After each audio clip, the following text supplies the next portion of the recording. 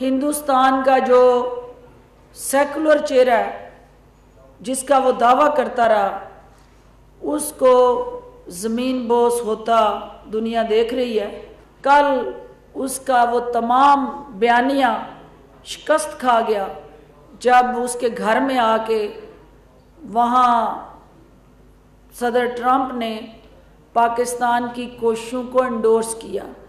तो हिंदुस्तान की ये शिकस्त जो है, उसके बयानिए की शिकस्त, उसकी सफारतकारी की शिकस्त और उसकी हिंदुस्तान की इंतहा पसंद की जो सोच है, उसकी शिकस्त जो है पाकिस्तान के अमन की कोशिशों की कामयाबी है। जो हिंदुस्तान का आज